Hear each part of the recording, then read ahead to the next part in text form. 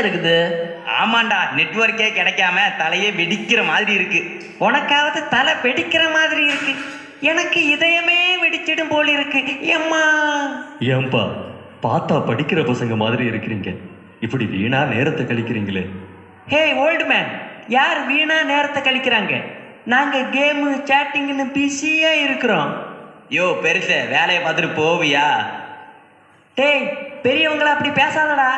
அந்த கிழவன் சொன்னா கேட்க மாட்டான். போயா போயா. இந்த டப்பாவை வச்சு விளையாடுனா சோம்பேறித்தனம் தான்ப்பா வரும்.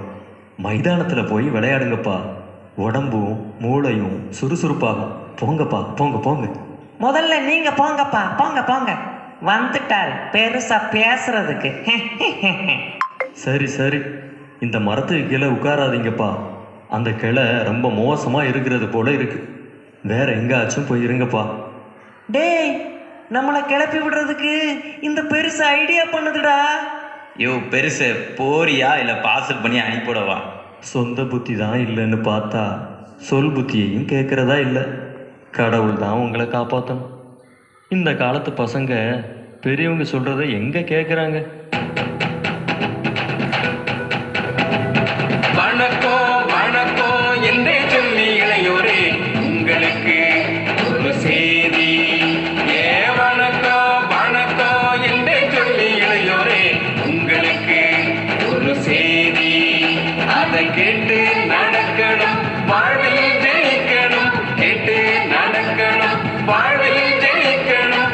வந்தேனே வந்தேனே அதை பாடி வந்தேனே, வந்தேனே வந்தேனே அதை பாடி வந்தேனே.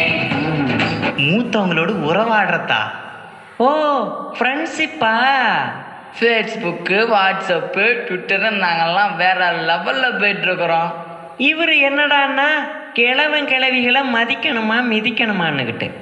பெற்றோர்கள் முதியோர்கள் என்ற வார்த்தையை கேட்டாலும் எரிச்சலா இருக்கு. நாளைக்கு சாவு போகிறவங்கள்ட்ட போய் நட்பு வச்சுக்கணுமா? நட்பு என்னப்பா சொன்னேன்? நாளைக்கு சாக போகிறவங்களா?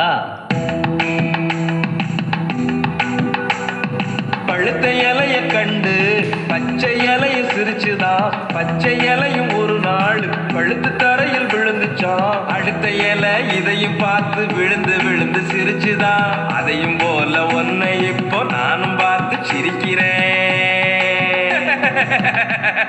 சிரிப்பங்களா?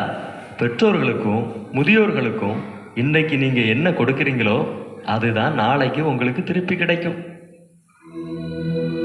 தனக்கு தனக்கென்று எதையும் வைக்காமல் உனக்கு உனக்கென்று உழைத்த உள்ளங்களை காக்காமல் போவாயோ?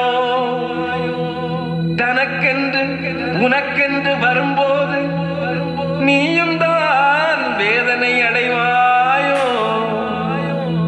நீயும் தான் வேதனை அடைவாயோ? இளையோர்களே, நீங்கள் இளமையில் எதை விதைக்கிறீங்களோ அதை தான் முதுமையில் அறுவடை செய்ய முடியும். சரியா சொன்னீங்க அண்ணே. இனி எங்க வாழ்க்கையில மூத்தவர்களை மதிச்சு நடப்போம்.